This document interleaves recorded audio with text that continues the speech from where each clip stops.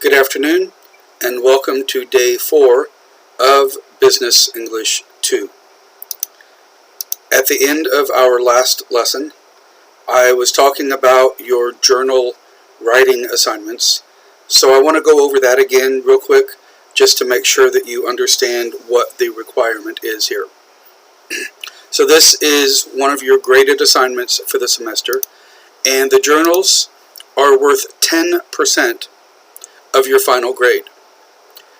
To receive that 10%, you need to do 10 journal entries throughout the semester. You'll be doing one entry each week, beginning this week. So this is the second week of our classes, and you will start this week and do one entry every week for the next 10 weeks. These entries will be typed, so on your laptop, on your computer, and you should save them as a Microsoft Word document, not as an HWP file. Okay, these must be saved in Microsoft Word format. We will talk about formatting later. Formatting relates to how it actually looks on the page. So that will be your font size, the font itself, the font style, the font size, the margins, line spacing, and things like that. We will talk about that later. If you've got the document saved on your computer, it's pretty easy to go back and change those things, and that will actually be good practice for formatting business letters. So we can use the journals for that as well. Now, for the first 5 journals, I do have specific topics that you should write about. Okay, your first journal entry for this week is just a basic self-introduction. Tell me about yourself, where you're from. You can talk about your hometown, your family, your dog, your interests, your hobbies, whatever you want, okay? But it's about you. The second entry should be about what you did during the winter break. Number 3, write about something that you learned during the first few weeks of this class. Now this is the third entry, so you should be writing this in actually the 4th week. Okay, so you'll have a few weeks of lessons. Write about something you've learned in this class, whether it's something from those warm-up exercises at the beginning, the 2 quizzes, or something we're doing today, or something we're doing in one of the other classes. Write about something you have learned. Number 4, think about your job search. Many of you will be graduating soon and looking for internships and jobs. Think about your personal and professional strengths. What are your skills? What are your abilities? And write about those in terms of entering the job market and looking for work. And then number 5, what is your ideal job? Now, remember, this is not just, I want to be an accountant, I want to work in a bank. Okay, but think more about your work environment. What kind of company do you want to work for? What type of position do you want to have? Do you want to work individually, or do you want to work more as part of a team? Do you want a set 9-to-5 schedule, or would you prefer more flexible work hours? What about your work and life balance? Do you want higher pay and less free time, or are you willing to give up some of that pay to have more flexibility, more time off, more vacation? Okay, so think about that. What kind of position would you like to have in a job? All right, so those are the first 5 entries, and after those are finished, so after those 5 weeks, I will collect your journals and read through them, okay? And then you will continue writing your other 5 entries. All right. Now, for this class, I have not asked you to purchase a textbook, okay? I will be using a variety of materials from different sources, things I have collected over the years, things I have found online, things I have downloaded, things from various books and websites and videos. And one of those sources I'm using is called a book just simply called Business English. The author of this book is Mary Ellen Guffey, and she is an award-winning author. And I've got this book, and it's, you can see here, it's pretty big, and it's also pretty expensive, okay? So I'm not requiring you to use it, and it's actually a lot more material than we would ever get through in a semester. Just about dropped it there. So you don't need to buy the book, but I will be using some material from that book throughout the semester. One of the features I like from this book that I will be using is something they call editor's challenges. These are basically worksheets, pages that review some of the material and vocabulary that was covered in the book as an exercise. Now, obviously, we are not using the whole book, so it won't be review from that point, but it will cover and help us go over some material that I want to cover. The first one of these you'll see here is an editor's challenge. Let me zoom in on the top there. And it says the following memo requires you to supply a single word for each blank. Blank, of course, is a blank line. The word you supply should represent the part of speech shown. And the rest of the instructions here talk about using the website to complete that. We are not using the website, obviously. It says you can do it online or at the website. We're not using that, so I'm just going to cross that out. So it says supply a part of speech. Okay, so what does that mean? What is a part of speech? What is that referring to? Well, if you look at the worksheet down here, it starts off, overnight delivery services are speedy, but pronoun. Are costing us too much? Noun. Here at Consolidated, we have seen our use of these services increasingly devour a adjective portion of our shipping budget. So, pronouns, nouns, adjectives, verbs, adjectives, again, those are parts of speech. Okay? So how many different parts of speech are there? Well, there's about 8. Okay? Nouns, pronouns, adjectives, verbs, adverbs, prepositions, conjunctions, and interjections. 1, 2, 3, 4, 5, 6, 7, 8. Yes. Okay. Noun, pronoun, adjective, verb, adverb, preposition, conjunction, and interjection. So we'll be looking at these parts of speech as we fill this out, and that will give you some really basic information to help you improve your English. You will find a couple of graphics that I have attached and included in the PowerPoint slides here about parts of speech. Okay. This one is pretty colorful, and you can see it has a lot of information on it.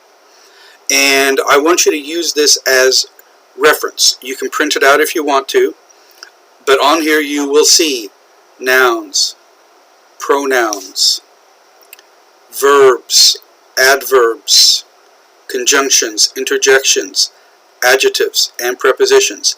And also, there are a few little extra tips here, okay? Be careful and look out and extra and watch out. Some extra details and examples here for you to pay attention to. So as we go through this worksheet, we'll be looking at each of these in turn. There's another one here called also labeled parts of speech, and this just has one sentence on it. Miko quickly passed the ball to Amelia, and she blasted the ball into the net for the winning goal. Yes! So this is a little thing about soccer. And you'll see here that all of the words are in different colors. And on the sides here, you see the different parts of speech listed. For example, nouns. Nouns are in the red box here. So the words here that are red are nouns. Everything's color-coded. Miko, ball, Amelia, ball, net, goal. Those are all nouns. Or adverbs. That's the green words. Quickly. And that's the only one on here. We've got verbs. Those are the light purple here. Passed, blasted. Those are the verbs. So make sure you save this and look at this handout. It's a really good example of how all of the different parts of speech appear together and work together in a single sentence. And on your quizzes and exams, I will use something very similar to this. I'll give you a sentence just like this, and you will have to label all of the parts of speech, just like they've done here. So this is a really good example. It's very simple, but it also is a good example of how the parts of speech work together. So let's go back to our editor's challenge. The following memo requires you to supply a single word, just one word for each blank. The word you supply should represent the parts of speech shown. So let's get into this. Now if we look at the sentence here, it says overnight delivery services are speedy, fast, quick. Overnight delivery services are speedy, but blank are costing us too much blank. But pronoun. Well, okay, what's a pronoun? A pronoun is a word used in place of a noun. Oh, okay. So first of all, we need to know what a noun is before we can even figure out what a pronoun is. So what is a noun? Well, a noun is a word that names a person, place, or thing. Everybody say that. A noun is a person, place, or thing. Say that again. A noun is a person, place, or thing. So, for example, the artist nervously searched the museum for his painting. The artist is a person. That's a noun. Nervously searched the museum. A museum is a place. That's a noun. For his painting. A painting is a thing. That's a noun. Other examples of nouns: man, woman, child, student, teacher, briefcase, book, computer, sidewalk, street, highway, apartment, room, classroom, coffee shop, woman, I already mentioned up here with man. Okay? So those are all nouns. Now we're going to use a little special material here to help us learn about and study nouns. And this is called Schoolhouse Rock. Have you guys heard of Schoolhouse Rock before? Yep. In Korea, when you're growing up, what do you do on Saturday mornings? Well, most of you are of the age where when you were children, on Saturday mornings, you would get up and go to school on Saturdays. Now they're reducing that, but most of you probably did that. Well, in the U.S., we don't have school on Saturdays. That's never been a thing. The only thing on Saturday would be maybe sports or something like that. Okay? But on Saturdays in the U.S., kids would normally wake up early. Mom and dad are sleeping later because a lot of them have the weekend off. And kids would get up early and watch cartoons on TV. And of course, during these cartoons, they always advertise things that kids are interested in. Cereal with lots of sugar, and toys, and games, and things that would interest children.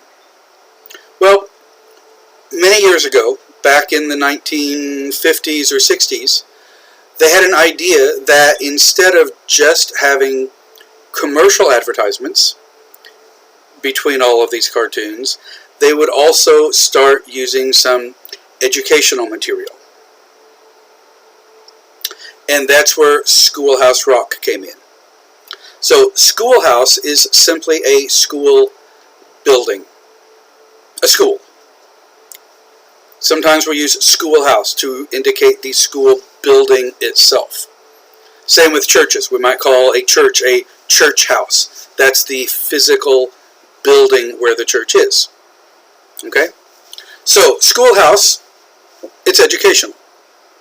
Rock, referring to rock music. So, Schoolhouse Rock is a collection of songs that teach things. They teach about history and government, how laws are made, science.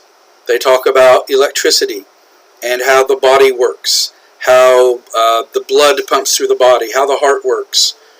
They talk about math and science and all sorts of different topics.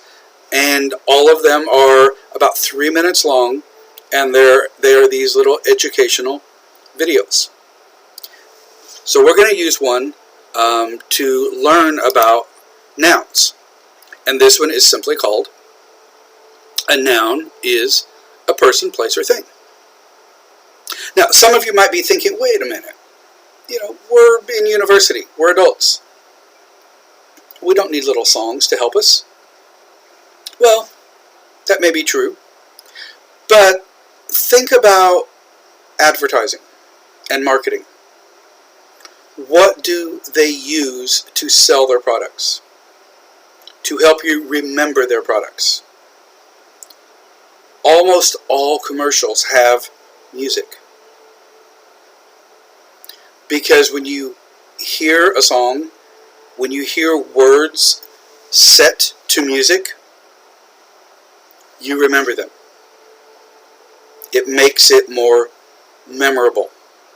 Whether they are selling a car, or some ice cream, or a hamburger, or whatever. Music is extremely useful and valuable for helping us remember things. And you know this from your childhood, when you sang songs in school. And as we get older, we think, we don't need that anymore. That's just for children. But studies have shown that music helps us learn and helps us remember things. It's a very important part of education. And it's not just for children. Let me show you an example of that. This is some Facebook messages from my niece, my brother's daughter, and her name was Molly Hall. Same last name as me. And she writes, OMG. Oh my God. I forgot the words to the Macarena. What's wrong with me? What's the Macarena? The Macarena is a song. And she says, and by all the words, I mean the chorus. The chorus is the part between the verses that is repeated. And one of her friends says, the only word I ever knew was Macarena. Hope that makes you feel better.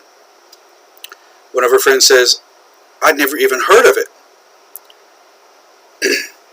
And the song is actually in Spanish.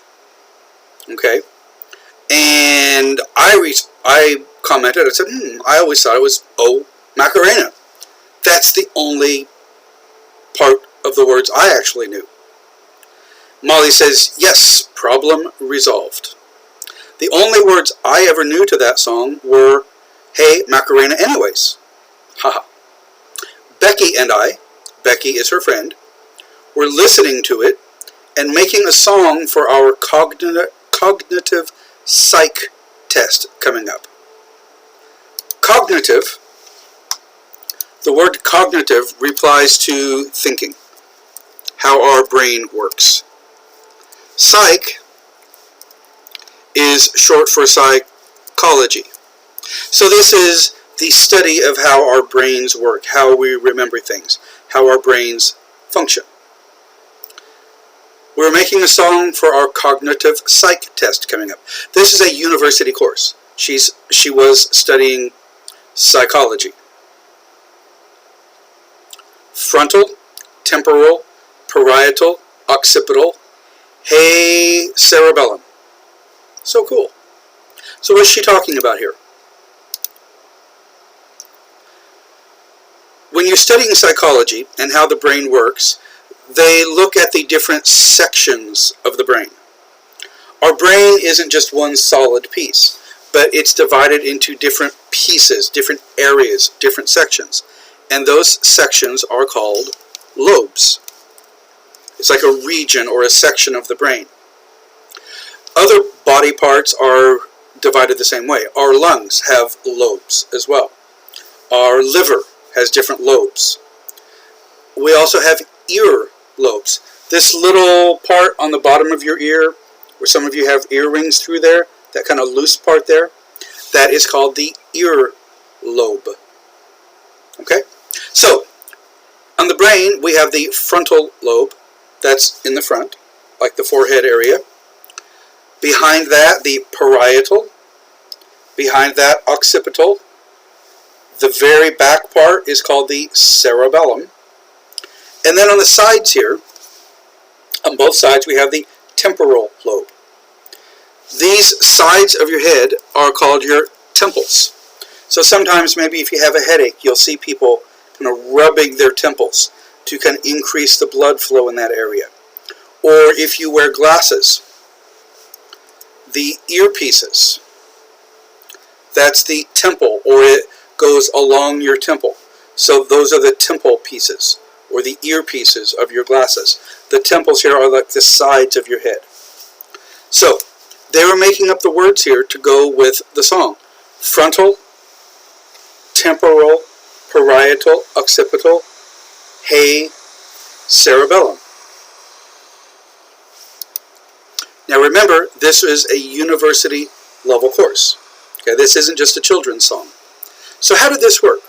Well, this is the Macarena, and this is what they were using to help them study. Let me go back and let me write those words over here so you can see them at the same time. So, frontal, temporal, parietal, occipital,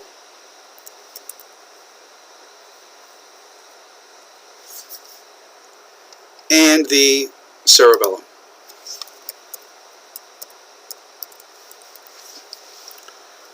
Frontal, temporal, parietal, occipital, hey, cerebellum.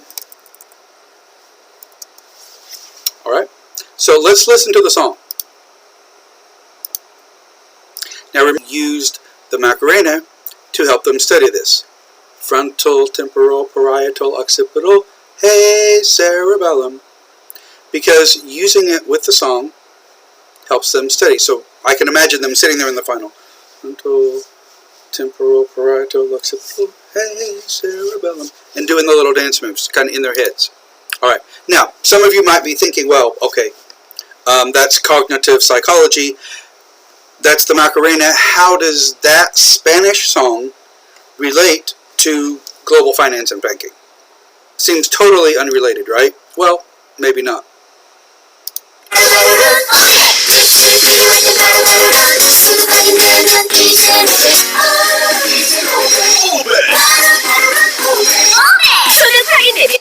So notice in this commercial, for this loan company, the dance moves and the melody, the rhythm, they are singing and dancing to the Macarena.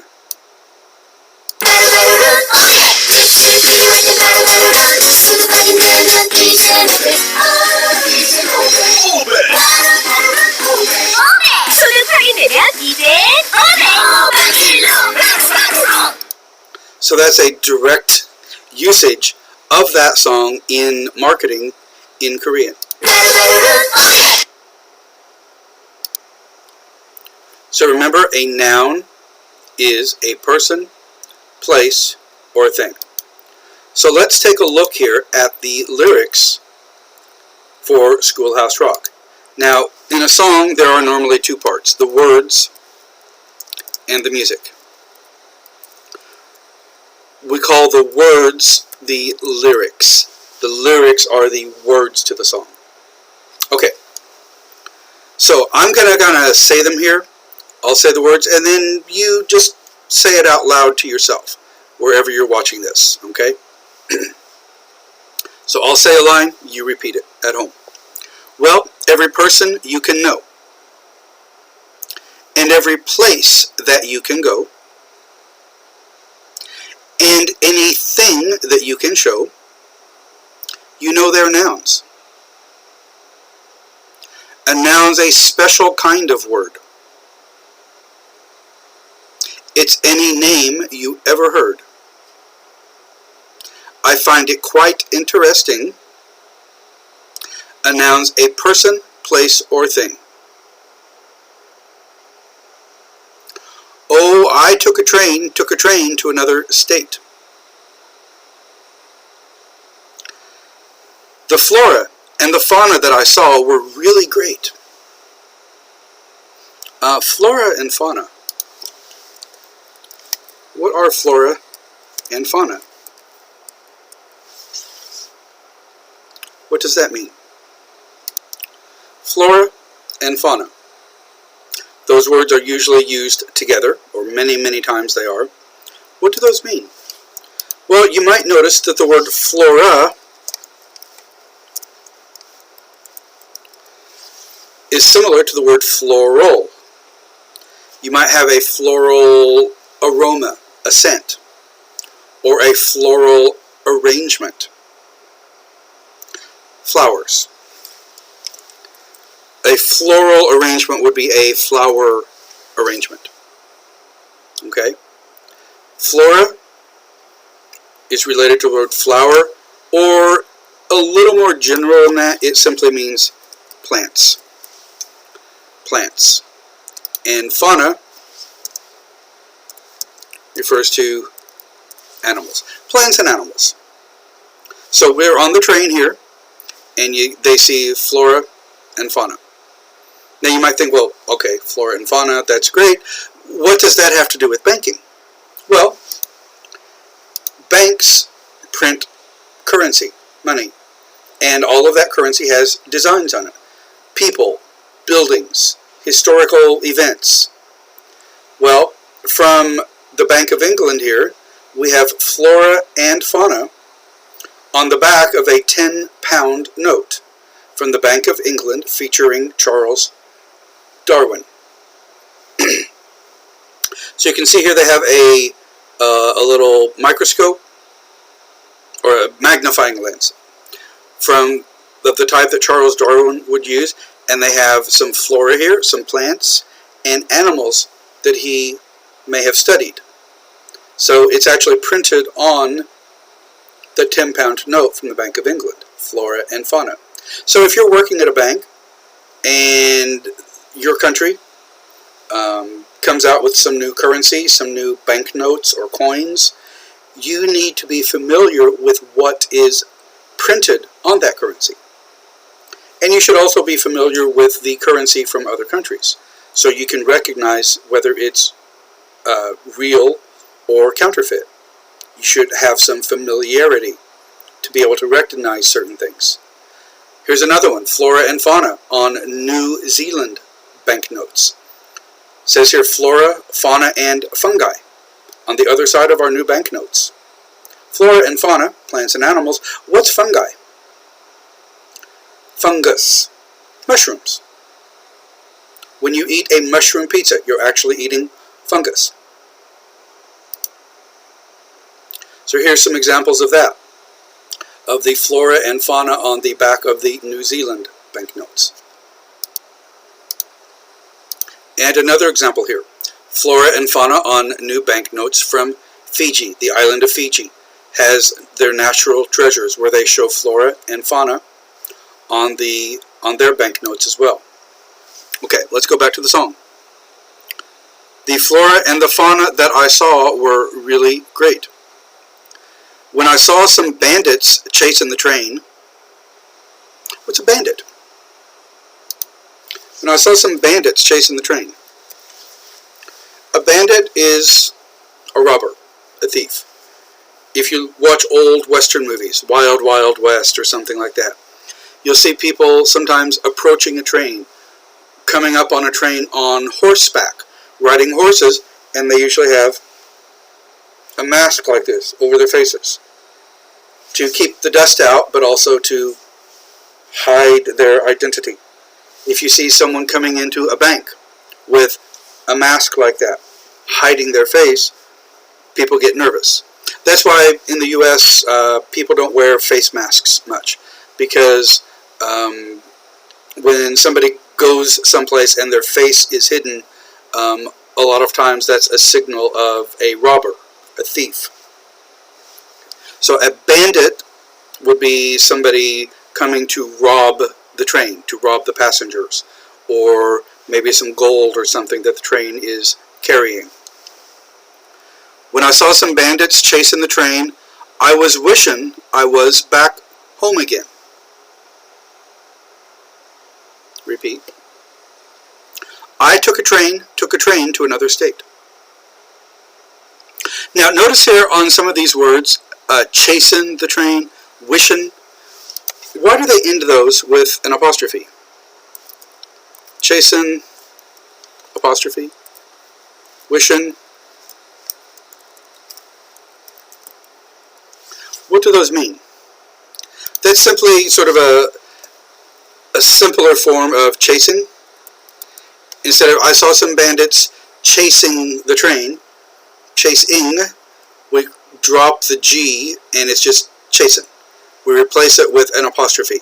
It's just sort of a casual or informal pronunciation. Means the exact same thing. Here's the chorus. Well, every person you can know, like a bandit or an engineer. And every place that you can go, like a state or a home. And anything that you can show, like animals and plants or a train. You know their nouns. You know their nouns. Oh.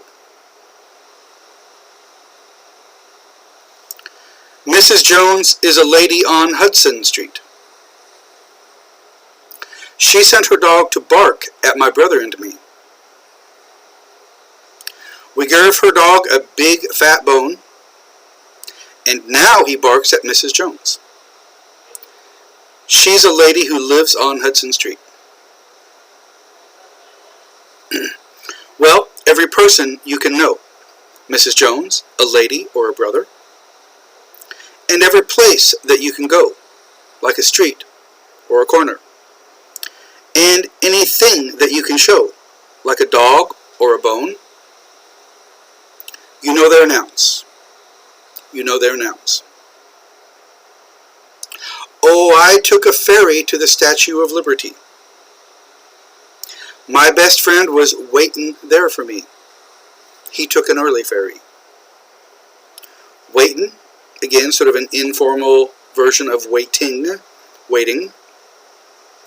We went for a walk on the island, you know, and in the middle of summer, it started to snow. When I took a ferry to the Statue of Liberty. Well, every person you can know, like a friend or the captain of a ship. And every place that you can go, an island or a sea. And anything that you can show, like a statue, a ferry, or snow. You know their nouns. You know they're nouns. Oh, I put a dime in the drugstore record machine.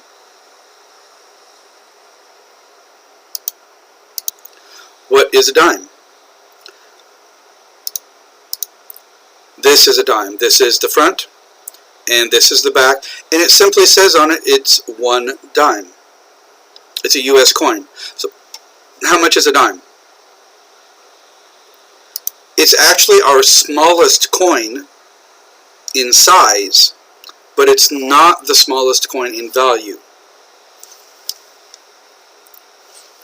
So in the US, we have 1 cent coins,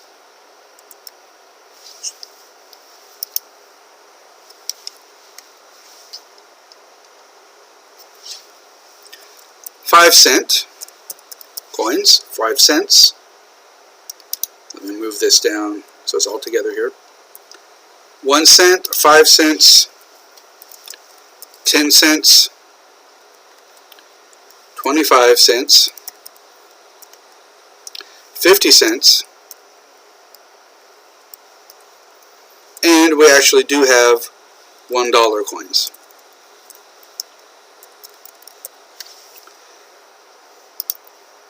A 1 cent coin. What does cent mean? Cent, century, 100. 1 cent is 1/100th of a dollar, which you could also write as, if we use the dollar sign, it's not a full dollar, but it's 1/100th of a dollar. 5 cent coin.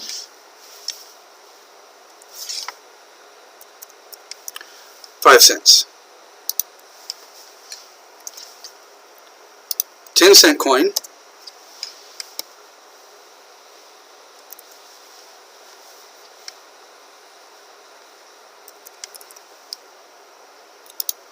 $0.10. 25-cent coin.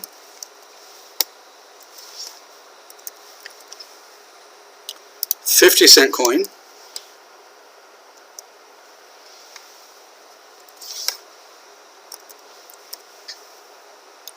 Or $1.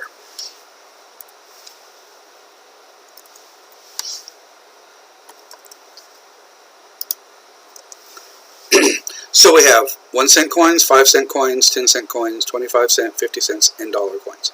So, but these have special names. We don't call it a 1 cent coin. A 1 cent coin is called a penny. Penny. A 5 cent coin is called a nickel, like the metal, nickel. A 10 cent coin is a dime. It's 1/10 of a dollar. A 25-cent coin is 1/4 of a dollar. 1/4 can also be read as 1/4. The fraction 1/4 can also be read as 1/4. So a 25-cent coin is a quarter dollar, or simply the coin is called a quarter. 50-cent coin we simply call a half dollar. And the dollar coins depends on whose picture is on it. We have a couple of different ones that we have. People don't use them very much in the US. They don't really like dollar coins, but they exist. Okay, so I put a dime in the drugstore record machine. A dime is worth about 100 won. I put a dime in the drugstore record machine. What's a record machine? It's a machine that looks like this.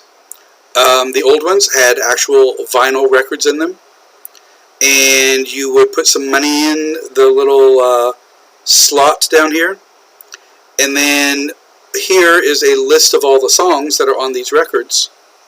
So you would use the letters and the numbers here to make your selection which song you wanted, and then a mechanical arm would come and grab the record, pick it up, bring it over here, turn it to the side, lay it down, and then it would spin, and then a needle would come over and play your song for you.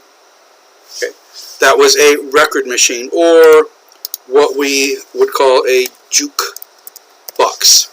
Now they have the same thing sometimes, except some of them use CDs, or the more recent ones simply have music files, MP4s, saved on basically a computer. And sometimes they're set in the corner of a bar or a restaurant, and other times you might even see them at the table of some places. You can choose the songs that you want to listen to while you are eating or drinking or dancing. Okay, I put a dime in the drugstore record machine. Drugstore is a pharmacy. Back in the past, pharmacies, drugstores, a lot of them used to sell ice cream and ice cream sundaes and things. So that's why they would have a jukebox in the drugstore. Oldie goldies started playing, if you know what I mean. Oldie goldies, or I would call golden oldies. Those are the classic rock songs from the 1950s and 60s. I heard Chubby Checker. He was doing the twist. The twist is a dance where you twist back and forth. Twist your hips and your feet. And the Beatles and the Monkees, that was another singing group. It goes like this. I put a dime in the drugstore record machine. Well, every person you can know, the Beatles and the Monkees, Chubby Checker, and every place that you can go, like a neighborhood or a store, and anything that you can show, like a dime or a record machine, you know they're nouns. A noun's a special kind of word. It's any name you ever heard. I find it quite interesting. A noun's a person, place, or thing.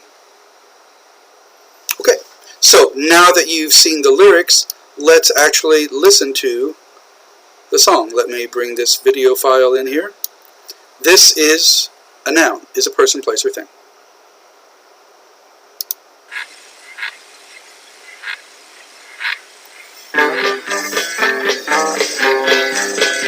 Every person you can know, and every place that you can go, and anything that you can show, you know they're nouns.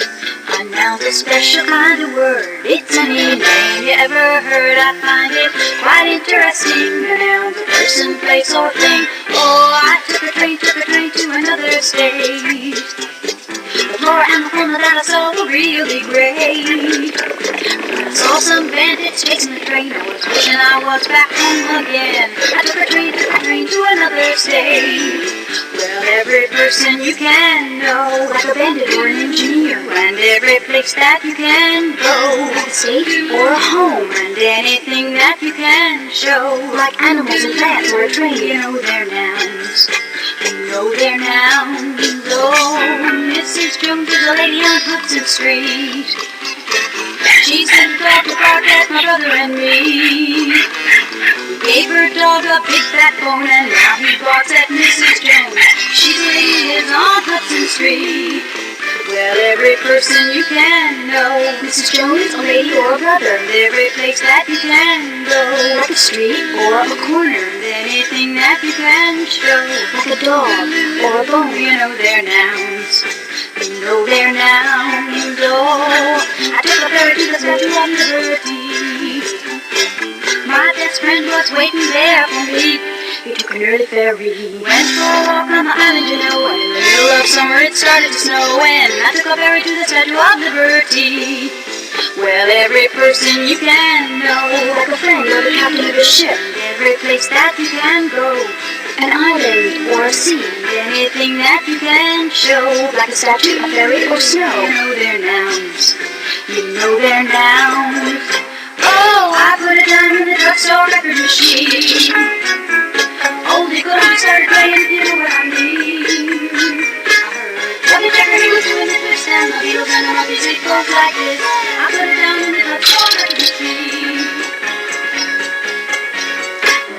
every person you can know. The Beatles and the Monkeys, Chubby Checker, every place that you can go. Like a neighborhood or a store, and anything that you can show. Like a dime or a record machine, you know they're nouns. A noun's a special kind of word. It's any name you ever heard. I find it quite interesting. A noun's a person, place, or thing. A noun is a person, place, or thing.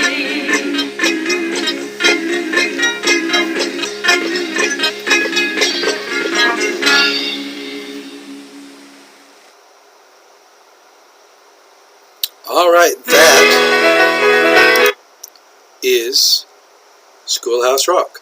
A noun is a person, place, or thing. Okay, that's enough for today. That's quite a bit of talking for the day. So what I'd like you to do, review the lyrics here. Okay, go over this, listen to the song again if you like, and start looking at those handouts. The parts of speech, go through those, read through them, make sure you understand what all the different parts of speech are and how they are used, and then start on that editor's challenge. Complete as much of it as you can by completing the blanks with the required part of speech. And so that's it for today, and I will see you next week. Thank you.